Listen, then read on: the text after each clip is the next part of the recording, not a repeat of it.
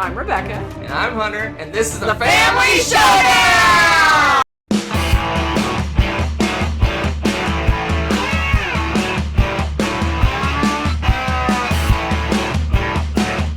Howdy folks, welcome to the Family Showdown. I'm Hunter, and this is Rebecca. Today we are doing our top 10 2008 games. Yeah, 2008 is like 5 years ago, right? Yeah, totally. 2008, so... How many years ago was that again? Long time ago. 2008. So we've recently done our 2018 games, our 2013 games. Oh my goodness. And now, dun dun dun 2008. dun. So I looked Back at the in the list, and we've played quite a few games from 2008, but there's only a handful, We really liked. a modicum of games.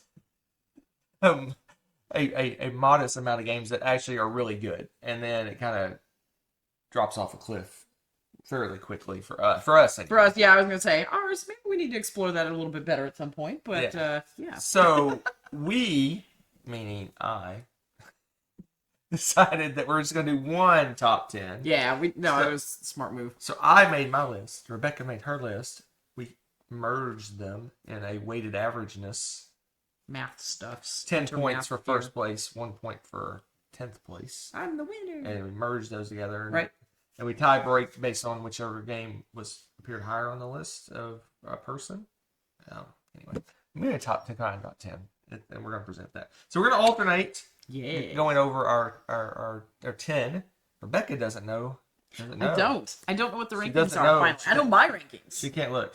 I know what the game should be ordered at. She doesn't know the rankings, but I will inform her, and then she can talk about it, because she, again, I know these games. Almost all these games, except for the number 10, is on both of our lists. So we had 9 of our games were the same, and 1 was different, and I randomly picked the 10th one because, I don't know, reasons. So I'll kick it off. That way Rebecca ends with the fantastic finish at the end with number 1. Yeah. And I have a feeling I know what that might be. Let's go with our number 10. Number 10. Our number 10, not mine. Our number 10. Number 10. Our number 10. It was my number 10. I took her number 10 and booted it because I don't know. Because I mean, I would have this would have been my 11 probably on the list, right? Yeah. Anyway, Math. So our number 10 is Cosmic Encounter. So this is going to appear a lot higher on other people's lists. Oh, for sure. But I tanked it. Well, a few reasons. I mean, I and maybe Rebecca, I don't know. I'm not going to speak for her. I recognize that it's a quality game. It's a good game. It's just not a game for me. Right. Because it has cooperative elements. We don't cooperate. It has one of the things I dislike most in games. Not high up, maybe not the most. One of the things I dislike in games is 3 or 4 people tie for the win. We don't share. Yeah, so we don't cooperate. We don't. It seems like that this game, at least the 2, I think we played this twice. I want to say we played it twice. It boiled down to a few people cooperating, and there's nothing we could do to stop them from winning. Right. And they just shared the victory. And one of them was just a king-making situation where one person just picked among 2 people who they thought would win. They wanted to win. I think we played it more than twice, but I think that's happened twice in the games that we played. Anyway, I don't like ties. Yeah. Ties are lame. It makes Hunter crazy. When it says at the end of the game, it's like a Euro game, it says, and if they end with the same victory points, they share the victory. I cry. A little part of me dies inside. So Cosmic Encounter, like I said, is cooperative space theme of negotiation, betrayal, backstabbing, fun stuff. Stuff I would like, but that tie thing just doesn't work for me. Yeah. You don't share. That's our number 10. Number 9. So Rebecca's going to talk about our number 9, which is Formula D. Ooh. Okay. So,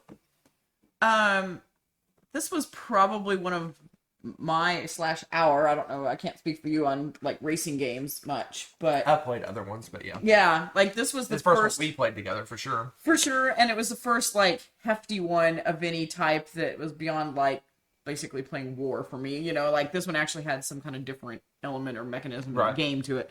And what's fun about this one is you have gears that you put into to rev up your car and to go faster and drive, faster down the track. But there's curves and things you need to navigate at a slower speed for obvious reasons. You need to keep control of your car. But the problem is you shifting up and you're going faster and faster, you're rolling bigger die. So you start out maybe rolling, I don't know, 4-sided or something. Right. And then by the end, you're rolling like a 20-sided.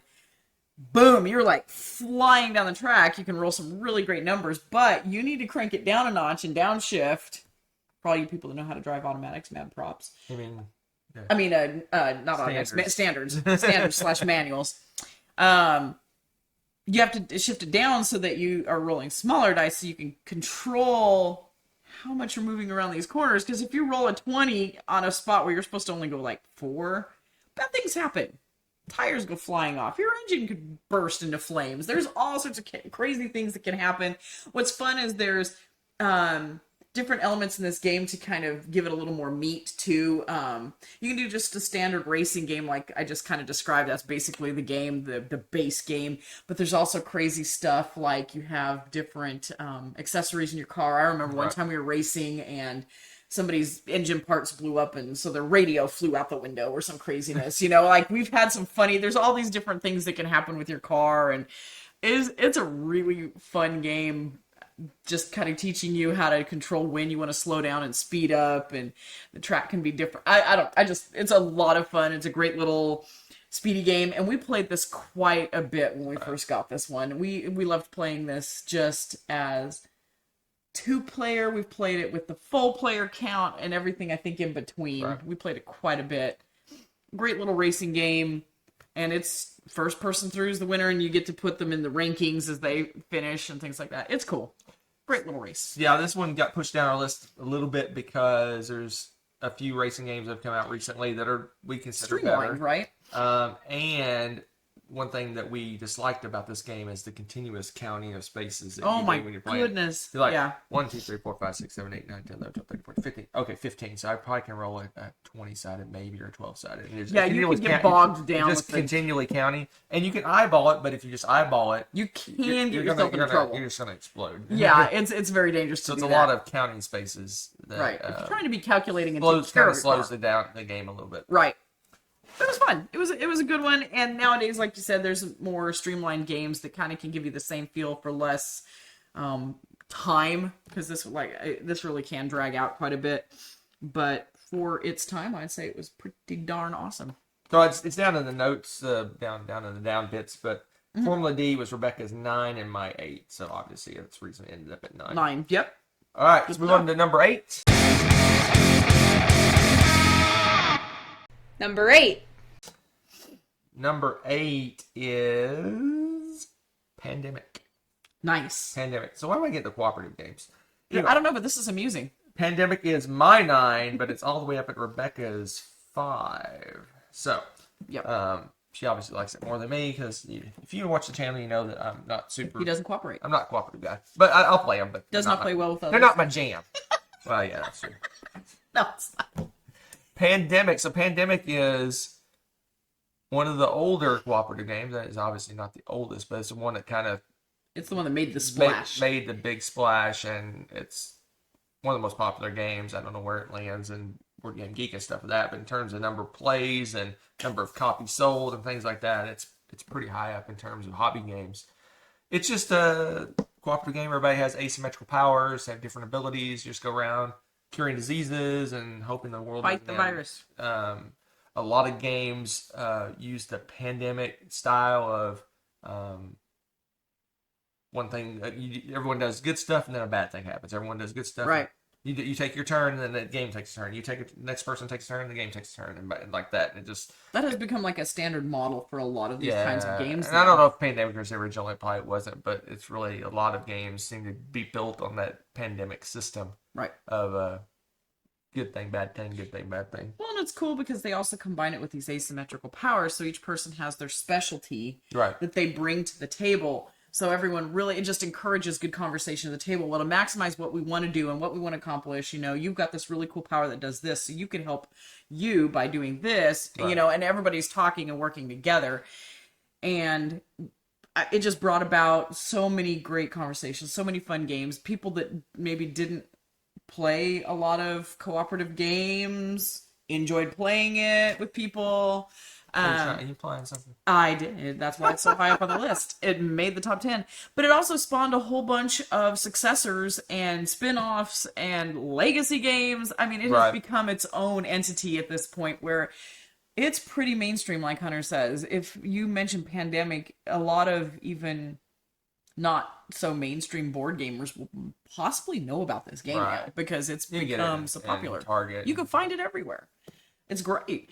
And this is the year that it made the big splash. So. All right. So let's move on. Good pick. Number 7. Let's move on to our number 7. Rebecca's going to go over this one. Okay. It is my 6 and her. No, it's both our 6s.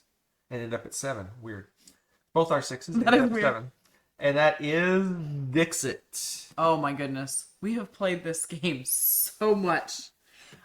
It feels like we've played it recently and we haven't. We haven't played it in several years. We've been playing that other one. We've been playing similar games. Stella. But this is another one of those that kind of made a splash, and there's a lot of games that are kind of similar, do similar things with it now.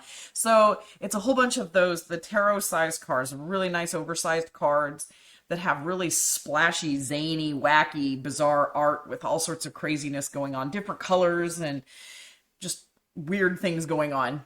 And you kind of, if you've played Apples to Apples, it's almost like playing Apples to Apples. So I might say something like Easter basket hunting or something really random. And you need to find a card that you think has a clue that might lead people to think this is your card, or it exemplifies that in some way. Or maybe I describe something that had a kind of like it brings it to mind a color. It has a lot of that color on it. Right. Whatever reason, everyone's going to put down a card, and then the person who said that clue is putting down their card, and then everyone's going to put down a vote. Once they flip everything up, they're putting a vote. Ideally, you want some people, but not everybody, to figure it out, so that you get points for it, because you don't want everyone to be like, oh, it's clearly the one with the giant Easter basket on it. Haha, because you want to trick some people. The scoring on it's a little bit tricky to get used to at first if you've never played a game like that.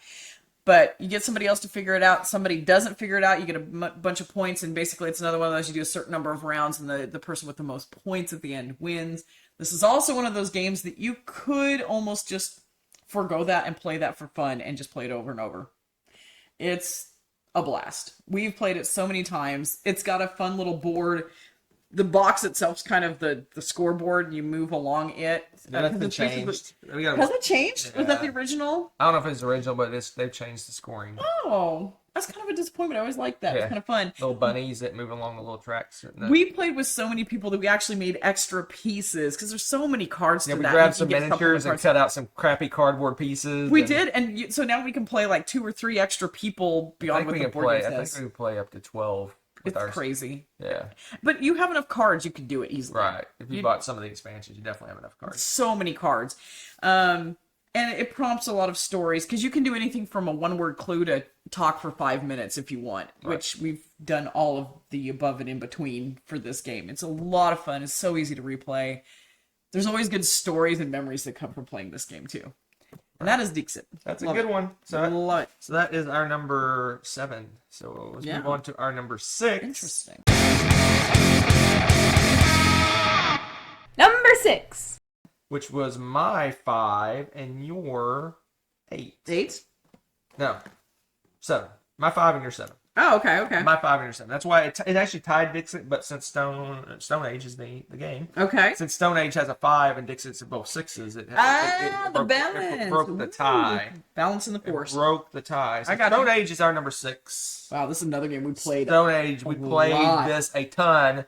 And then this was like our ambassador game. And then the kids started playing, and then we played it a ton again, and then I burned it with fire. No, you did not. It's still sitting on the shelf over there. Actually, no, I think it's out in the hallway now. Is it? It's been retired. It's been relegated to the hallway. What? Yeah, because we played this one. This may at one time, other than small card games, like our number one played game. Most played game, because we played it a ton. Well, we used it to introduce our friends. We were still getting a lot of our friends into board gaming at Right. that point. So it's like, hey, you got to play this. This is so much fun. And it's a quick game to teach. It's easy Right. to learn. And it's got a fun, goofy kind of theme. You know, you're these little Stone Age people just making a living, get your food, eating, building places, get your tools. And it's worker placement, Right. which is such a popular mechanism. It's had a fun little leather cup thing, and you shake the dice in that, and you can choose, you know, Right. what you're doing and how much of this you want to go where, and how many dice you have to roll depends on how many people you put out, and it's fun. It's a delightful little game, and we just loved introducing that to people. Yeah, and the it's, kids, it's like, definitely ate a it up. family weight, well, gamer family weight worker placement games. Oh, Pseudo Pseudo Live. Stone Age, yeah. So we've played this one a ton. We haven't played it in a long time just because we're, for the lack of a better word, burned out on it. So we played it a lot. But a I lot, would a still, lot. I mean, honestly, if somebody were to ask, say, hey, do you want to play this? I wouldn't turn it down. I'd still play it. I enjoy it. I would. And no, because I know some of you are asking, or probably already mentioned it in the chat. No, our leather cup does not stink. Yes, I love it. Wash your hands before you did play not games, stink. people. Yeah. This Everyone with their talks about the sweaty mitts. stinky leather cup. I know. I was like, wash your mitts. Wash your mitts. So that's our number 6. Yes. Stone Age. Yes. Number 5. Let's move on to our Let's do 5. this. Our 5. This is Rebecca's 3 and my 7, Okay. and that's Fauna. Yes. So Fauna, this game, they kind of had a series of games here, of these little trivia games. And what's great about Fauna is it's all about the animals in the world, and it's trivia based off of these animals and their statistics and their you know, their average lifespan, or how tall they are, how much they weigh, what region, what regions of the world they live in. Some of them measure like their tail length or their claw length or something like that too. And you don't necessarily need to know exactly, but you might want to know who does know, or you want to know close to it. Because what happens is you've got this big, huge world map, and it's got a measuring tracks of different sorts on here. Right. For measuring the different things. And so we'll get this thing that's like kangaroo rat. And you're like, okay, I think it's in Siberia.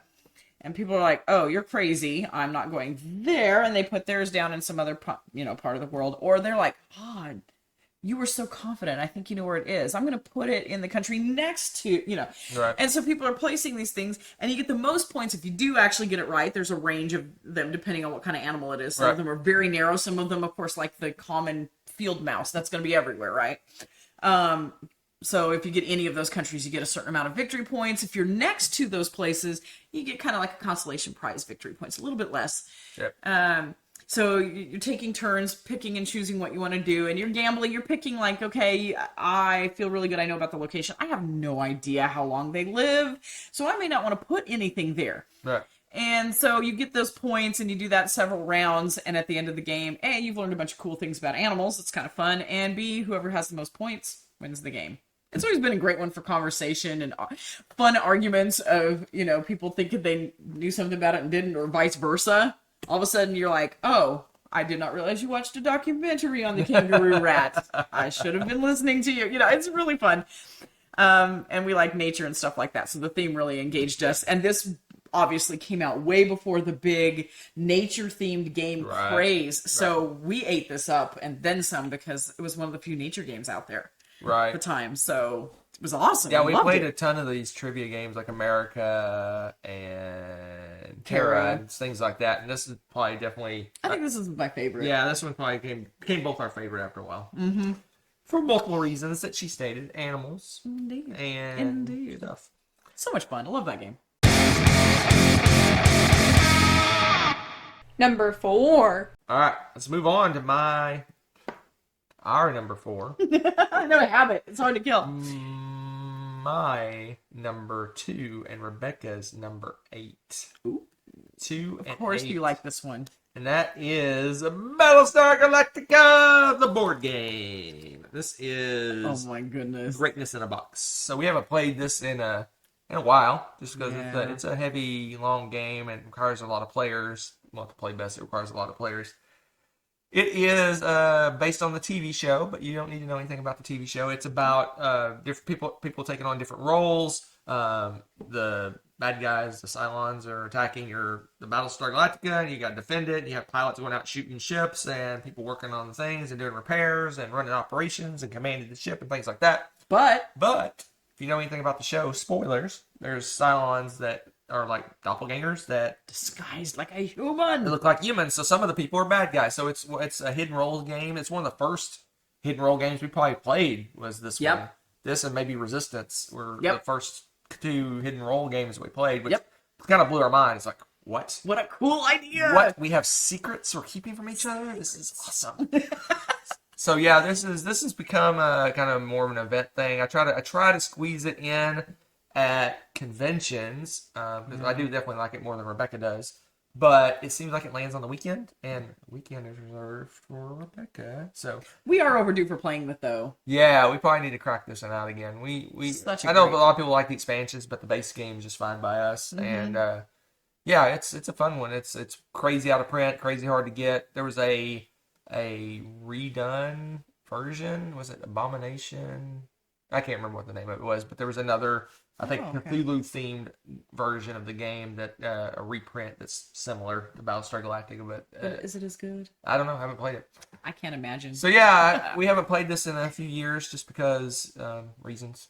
And but we love it. It's a No, I good got a one. big It's group fun. here. It always has stand up, scream at each other moments that are awesome. Oh my goodness. I still have very distinct memories of playing this game. Yeah. And it's I great. got thrown under the bus by a Cylon. And I was the only one that They could were do ship convinced repair. you were the 'cause I bad was guy. You were in the mechanic. brig like half the game. I It was so and I was the good. only one that could repair ships, and he's over here cackling. And Cylons obviously won because we had Yeah, a you- repair person in the prison the whole All the I whole could game. do is yell from the jail It was cell. hilarious. And then they're like, It now was you're just even hilarious. more guilty. And I'm like, It was hilarious. but that's just one of like a many stories that we have from that. There's another time where you got thrown on the bus a little bit too, but then at mid game you flipped teams and you ended up being a bad guy. Yes. I mean, it's just so funny. The whole concept is great. You were a And sleeper agent. yeah, it's weird because the reveal on that, some games, you're trying to stay hidden as long as Right. possible. In this game, at a certain stage, you're just like, ta-da! And then you get you're like, I'm superpowers out. and you start And nuking everybody. it's crazy. It just like Yeah. unleashes the fury. And so it's like any headway you made, now everybody's scrambling, to keep from losing. It's just a fun game. It's a It's good got one. a great pace. But like he says, this one's long. It's It's a longer definitely game. longer, for sure, and especially if So- you crank up the number of players, it gets even longer. But it also makes the fun go crazy, too. Yep, Good pick. that's our number four. Memories. Our number four, Battlestar Galactica, the Yep. board game. Number 3. Right, number three. Number three is Rebecca's 2 and my 4. Yeah, I know. Did you say it's your number 4? Yeah. You forget that we played Dominion recently and I had fun. I know. You I know. forgot I that, like right? it. Just makes me happy to hear it again. Tell me how much fun you had. Oh, I just said Dominion. It's all right. Tell us about Dominion, Rebecca. Our number 3. The granddaddy of all the deck builders, man. May not have been the first one. I think it might have been the first one. First real one. I don't know. Who knows? First big one. It's the first one to make a big splash. Let's put it that way. And from there, they've had. You're gonna look up Dominion games. Good grief!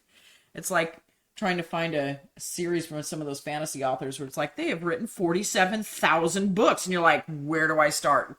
Dominion's kind of like that, except you always want to start with the Dominion. This is a card game. You've got a tableau of cards, and it's fun because you can randomly pick them, or you can use. There's a cool app that lets you help pick those things. If you have Close your multiple eyes and expansions. pick. Yeah, if you have multiple expansions or whatever.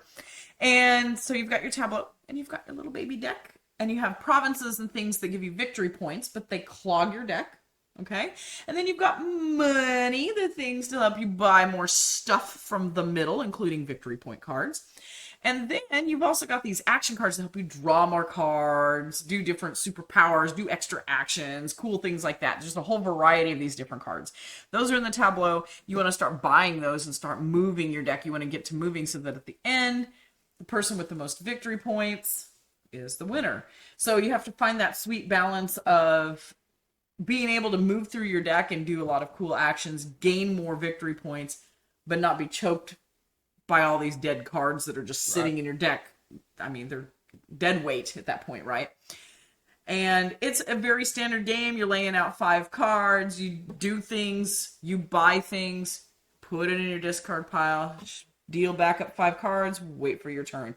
Very simple gameplay. I just told you how to play the game, basically. Right. And then from that, you're reading the individual cards and doing the different actions and back and forth. Some of the different expansions eventually became more, as Hunter likes to say, attacky. Right. They had some that have really fun, different kinds of ways to get property victory points and stuff, different monetary values, cool different action cards, different protection cards protect you from crazy attacky things, all sorts of stuff, little side, almost like little mini side game stuff going on in the background on the side. Again, it just depends on how much you enjoy playing those games, what you want to add or subtract to it, or if you just want to play the base one from this year, Dominion. It's great. High level of replayability, easy to teach to people. There you go. I covered it all, right?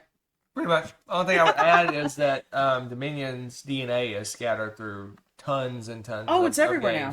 I mean, not only do you have the deck building aspect, which is in tons So of much games, now. but you also have the aspect. I don't know. It may not have been the original one to do this, but that whole switching gears from making your engine efficient to starting to insert victory points into your thing, and it slows you down. A lot of games do that, where once you start getting points, it slows you down. So you have to decide when's the sweet spot. I mean, where's the curve? When do you start switching from engine to victory points? A lot of games have that in it. It's just a solid game. Still kicking. Still have expansions coming out after 15 years. There's still expansions coming out. Going strong, and it's got a huge following. I mean, within reason, with good reason. It's a great one to play over and over again. It's pretty quick. Yep. All right, so let's move on. Yay, Dominion!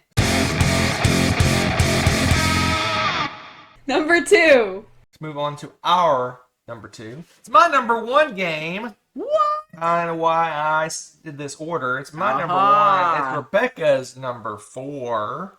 1 and 4. I should have known we didn't match. 1 and 4. And that is Le Havre. So this is one of my all-time favorite games. It's up in the top. Well, it may not be in the top 20 now, but it's been close to my top 10 at one time. It's a great Uwe Rosenberg game. Worker placement, feed your people, make engine building, build buildings to make things more efficient. It's an efficiency engine. It's all sorts of Uwe Rosenberg stuff. It's one of the heavier games. Yes. I wouldn't say it's his heaviest, but it's definitely on the high end of the heavy games, especially if you play the advanced version or the full game or whatever you want to call it. I think it's the long. Don't they have a long versus a short version or something? Yeah.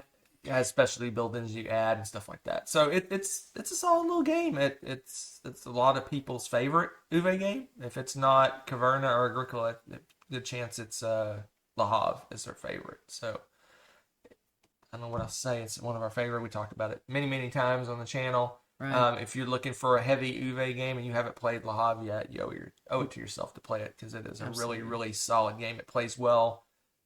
We played it 2-3. I don't know if we played it 4, but it played great at 2 and 3. I heard tell that at 4 players it starts to get a little bit long. It's a great 2-player game. A really good 2-player game. We love playing it 2-player. Well, what else to say? It's a great one. Yep. Used to be my favorite Uwe. Ooh. Is it still my favorite? planted? I don't know. Probably. Most likely. That's it. Any comments about Le Havre? No, but I feel that I should always recommend the long game, because we always, for the longest time, always said, oh, we don't have time, we should play the short game. But in the short game, you are denied a whole bunch of different buildings that are very unique very and limited fun, building and you're selection. very limited. And if you play the whole game, it's not that much longer, and you get all these cool other buildings that... And you see some in-game stuff. You get to do more exporting. You get to build more boats and things like that. It kind of opens it A up little bit more. longer game lets you do a lot more. Accomplish a lot. And it was worth it for the time difference. It didn't Yeah, seem like like maybe for 2 players, like maybe half an hour extra, something like that. Yeah, so if you have the time, commit the time and do the longer game, it's more enjoyable, which is amazing to me. It's pretty cool. All right, let's move on. Number 1. To our number 1 and Rebecca's number 1. And that is Time's up. Time's Up. Title recall. Oh my goodness, we have had some amazing plays with this game.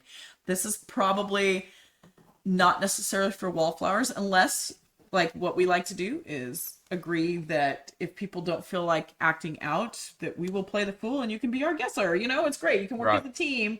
But normally you take turns doing all of the parts. And on your teams, you have 3 rounds. All right. And on the first one, you're doing its popular movie titles, song titles, Books, plays, like a lot of mainstream classics and things that. We're talking about Time's Up title recall. Yeah, that's what I said. Title recall. Okay.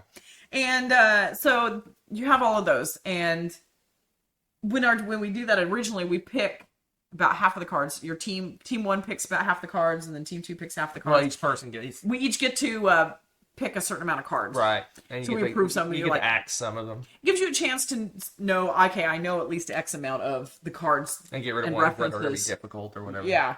Or ones you just don't get at all. Right. And you stick them in there, we shuffle them all together, and then we take turns. So the first round, you can say things, gesticulate, be crazy. Gesticulate. Yes. Okay, you can do all of that stuff. Sing if you wish. Okay? You can do these things. First round, you're giving you clues. Then you take your points, see who scored best, blah, blah, blah, blah, blah. Shuffle up. You're using the same cards for the whole game, but this round now, we can only give a 1-word clue. Right. No gestures. You can gesture. Actually, you can gesture. Yes. You can gesture? Just one word is all you can Okay, say. but yeah, but you can. Oh, that's right. You can't use any other words. It's crazy. Anyway, it's crazy. I always have to look at it because I'm so afraid I'm going to get it wrong and say the wrong thing the first time or whatever, or talk when you're not supposed to. So that second round, you get the 1-word clue. And then the last round, you can't say a thing, but you gesture. Right. So you can do whatever. And throughout the game, there's always like a running Inside gag jokes, or yeah. inside jokes or something that like somebody screwed something up and went, and now you're like, that's the, Matrix movie. And you're like, Right. how did that become that? Well, just, you had to be there, Right. it's silly stuff like that. And it's just great to watch, like, your teams as they synergize, start to figure this stuff out, or you're like, you've been watching the other teams and their clues and you're like, we should use that. You just, all of the team building and competition with this is so much fun. It's so engaging. It's hilarious to find out, you're like, you don't know that movie? There's always at least one of those, or that song or something, and then there's like discussion about that. Yeah, people and, don't know what the title is. They have to act out whatever words are there because they don't know what the movie's Oh, about. it makes it so much more challenging too. Yeah. It's great because you keep going. You're like, I have to give this clue. Right. Gotta have something to go off of. But yeah, it's fantastic. And if you enjoy either guessing on that silliness or being silly yourself, this is really the game for you. It's just always hit really well playing with others. And we've played this with people we've just met and family and friends. And it just, again, it's really engaging and fun. And it hits at all levels. Yeah, I definitely want to reiterate what Rebecca said about teams. So I think the game is actually designed to be 2 people. It's groups of 2 people, but Right. we most of the time we play teams. Right. And what we do, like if it's 5 versus 5, and we have some people that don't want to give clues, they don't Right. have to give clues. They just guess, right? And that works very well for the ones That's that are been fun. a little more shy. And the team that has people that don't want to give clues, some of the people just give clues more often, right? I think one time me and Rebecca were on a team, and we're the only ones that were giving clues on the team, and everyone else was just guessing. You're like, you guys Which can is act like fine. I idiots. mean, You're cool. it's- We love it. So it's a lot of fun. whatever makes the game fun and lets the Right. most people participate, because not everyone wants to get up in front of people and act silly. And that's why I like this game too, is it's flexible that way and allows you to do something Right. like that. Some of those games, it's like you do X, Y, and then everyone blah blah blah. No, Well, I it's mean, loose. it's not in the rules that you can do that. That's just No, something we but I made mean, up. it works to change it. Right. And I like that a lot. And that's made it, I think, last so well through all these years too. That's it. That's our top 10. I didn't say Time's Up was my 3, but they're all down in the down bits. What are the Right. overall rank, my rating, and Rebecca's rating on each of those. So Well played. Very organized. that's it. So that's it for now. Rebecca's top 100 should be popping up. If it hasn't already, it should be popping up again. We kind of took a little hiatus. Is that what they call it? What do they call Break? it? Sabbatical? Thanksgiving? What do you want to call it? Anyway, holiday. Vacation? We took time off for Thanksgiving and did family stuff, and we didn't get a chance to record, so we're running a little behind, but we'll catch up. We'll crank out lots of videos, and hopefully right around the corner will be Rebecca's top 10 of all time. 1 week from tonight, from the viewing of this, you're watching this, we'll be doing a variety show. Yes. A variety show, and hopefully, if we can work it out, the week after that will be Rebecca's top 10. That's kind of the goal. We'll see if we get there. We're going to try our best. We're going to try our best. So it's hopefully the tentative, is that what the kids call it? Tentative is variety show, and then the week after Rebecca's top 10. So we got to crank out like 5-6 videos between now and then. We'll see what happens. We're going to try our best. 2 weeks. We got 2 weeks. We can do it in 2 weeks. We can do it in 2 weeks. Absolutely. We can do anything in 2 weeks. That's right. Maybe.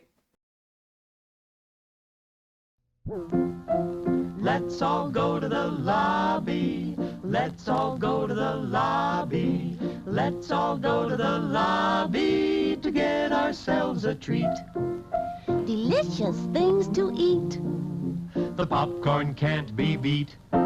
The sparkling drinks are just dandy. The chocolate bars and the candy. So let's all go to the lobby to get ourselves a treat. Let's all go to the lobby to get ourselves a treat. Thanks for watching. If you enjoyed this video, give it a like. Click subscribe to join our wonderful viewer community. Want to be notified when we upload a new video or go live? Click on the little bell below.